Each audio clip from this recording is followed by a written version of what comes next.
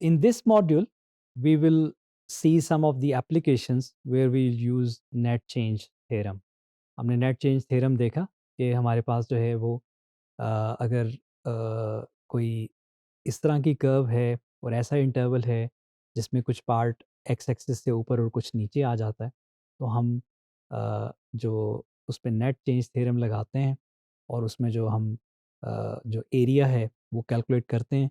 Definite integral जो है वो आपको नेट चेंज्ड एरिया ही प्रोवाइड करता है। तो अगर आप टोटल फाइंड करना चाह रहे हैं, जैसे कि हमने एग्जांपल देखा डिस्टेंस का, तो फिर हम दोनों को सेपरेटली इंटीग्रेट करके और उनको सम करते हैं। तो हम कुछ एप्लीकेशन क्वेश्चंस देखेंगे। तो लेट्स स्टार्ट विद कि इसमें स्टेप्स क्या होंगे फ्रॉम रेट्स टू टोटल, कि डेरिवेटिव से हमने जब इंटीग्रल की तरफ आना है तो हमारे क्या स्टेप्स होंगे। The first step is identify the rate function जो आपको दिया जाएगा। अब ये आपको मैथमेटिकली भी दिया जा सकता है और आपको किसी प्रॉब्लम की शक्ल में भी दिया जा सकता है, वर्ड प्रॉब्लम की शक्ल में, जिसको फिर आप मैथमेटिकली लेके आएँगे। तो सी दैट कि आपका जो रेट फंक्शन है, जो डेरिवेटिव फंक्शन है, वो क्या है? मैंने यहाँ पे इसको आर ऑफ टी सपोज़ किया है और इंटरवल हमारे पास ए टू बी है। कंप्यूट करेंगे वो इंटीग्रल आर ऑफ टी का फ्रॉम ए टू बी। अगर आपके पास जो है वो नेट आपने फाइंड करना है तो ये इस तरह से फाइंड होगा कि आप उसका सीधा-सीधा डेफिनिट इंटीग्रल लेंगे। लेकिन अगर आपके पास टोटल आपने फाइंड करना है, तो फिर आप उसका मॉडुलस वाला लेंगे, यानी कि आपने उसका नेगेटिव वाला पार्ट, मॉडुलस का मतलब ये होता है कि हम उसका नेगेटिव वाले पार्ट को भी ऊपर ले आते हैं और पॉजिटिव में ही रख के उन दोनों को ऐड कर लेते हैं। Step 3 will be if an initial value is given, मतलब आप, मैंने को सपोज़ किया है कि आपके पास कोई इनिशियल वैल्यू टी ऑफ ए, जो इनिशियल पॉइंट है इंटरवल का, उस वो गिवन है आपको।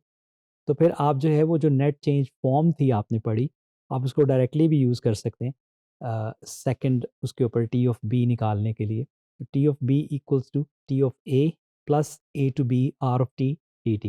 ये डिपेंड करता है कि आपको क्वेश्चन में क्या कहा जाता है।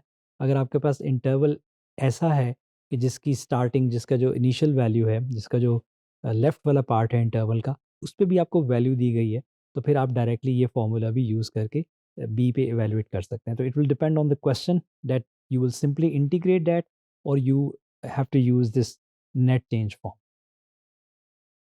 फॉर पीस वाइज़ अगर आपके पास एक फंक्शन आ जाता है, बाज़ केसेज़ में हमारे पास होता है, तो उस केस में फिर आप जो है वो लिमिट को स्प्लिट करते हैं और जहाँ पे आपके पास फर्स्ट पीस आता है उस पे आप अलहदा से उसको इंटीग्रेट करते हैं लिमिट्स लगा के, और सेकंड पे आप फिर लिमिट्स अलहदा से लगाते हैं, क्योंकि इंटीग्रल जो है वो आपका ब्रेक हो जाता है 2 या 3 इंटीग्रल्स में, जितनी भी रिक्वायरमेंट है।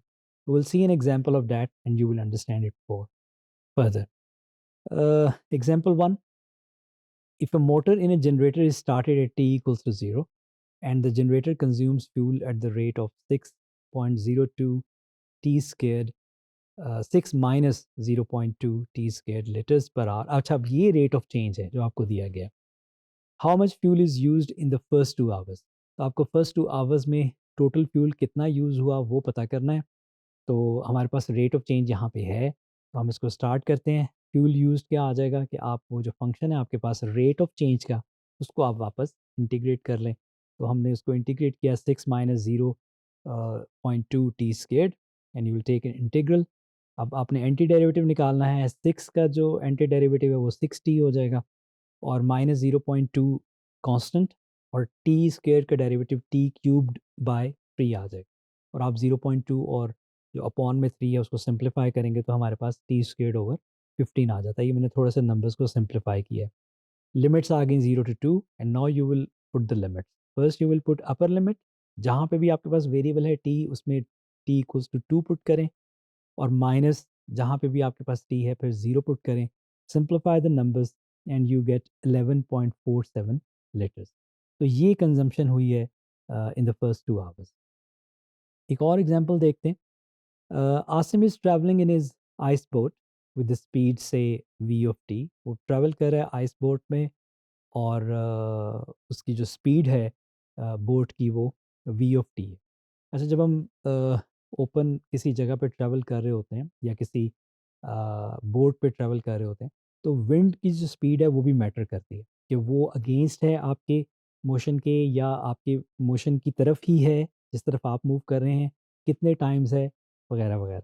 तो यहाँ पे उसने ये दिया हुआ है कि द स्पीड, वो जो उसकी बोट की स्पीड है, equals to 1.8 times the wind speed. तो during his journey of 1 hour, wind speed जो है वो हमारे पास इस फंक्शन के साथ है कि फर्स्ट हाफ एन आवर में वो जो स्पीड है वो एक लीनियर फंक्शन है, 10 प्लस 20t। और जो हाफ आवर से 1 आवर, जो कंप्लीट आवर तक जो स्पीड है वो फिर कांस्टेंट हो गई है 20। तो ये हमारे पास अब विंड स्पीड भी है, और हमें ये भी बताया गया है कि जो उसकी बोट की स्पीड है वो 1.8 times wind speed. Assuming he moves in a straight line away from his starting point, how far is Asim from his starting point after 1 hour? तो ये हमने कैलकुलेट करना है कि 1 आवर पे वो अपनी स्टार्टिंग पोजीशन से कहाँ पे था। तो ये हमारे पास एक नेट डिस्प्लेसमेंट है। Let's find it. तो हमारे पास यहाँ पे ये आ जाएगा फ्रॉम 0 to 1। ये इंटीग्रल हमारा 0 to 1 है, और क्योंकि ये एक स्ट्रेट लाइन मोशन है, तो आपका स्टार्टिंग पॉइंट से एंड पॉइंट तक आपका जो डिस्प्लेसमेंट और डिस्टेंस सेम है।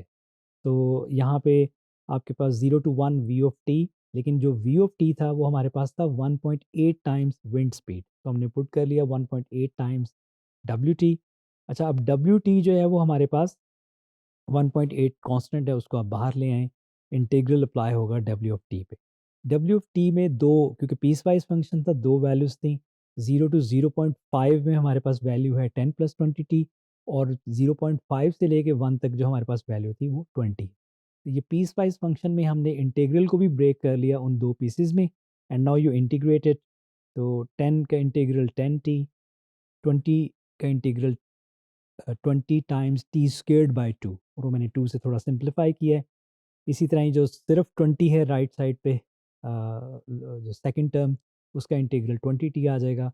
Carefully put the upper and lower limits, दोनों जो आंसर्स हैं उनमें अपर लिमिट और लोअर लिमिट्स को पुट करें, सिंप्लीफाई करें नंबर्स को, एंड यू गेट 31.5 किलोमीटर। तो ये उसने जो स्टार्टिंग पॉइंट से जहाँ पे वो अब है 1 आवर के बाद, ये उसका वो, इसको डिस्प्लेसमेंट भी कह सकते हैं, इसको आप डिस्टेंस भी कह सकते हैं।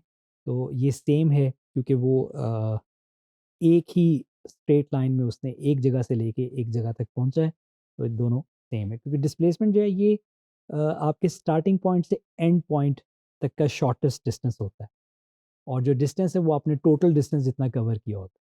जैसे अगर आप एक जगह जाके थोड़ा सा वापस आ गए हैं, तो जो डिस्प्लेसमेंट है वो डिस्टेंस से ऑटोमेटिकली फ़र्क हो जाएगी। डिस्प्लेसमेंट आपके स्टार्टिंग पॉइंट से जहाँ तक आप आ गए हैं वहाँ तक का जो डिस्टेंस है, शॉर्टेस्ट डिस्टेंस, वो डिस्प्लेसमेंट होगा। लेकिन जो डिस्टेंस है वो आपने जितना भी टोटल ट्रैवल किया है, आप ए पॉइंट से बी पे गए हैं और वापस कुछ दरमियान में किसी जगह पे आ गए हैं, तो वो सारा डिस्टेंस में काउंट होगा।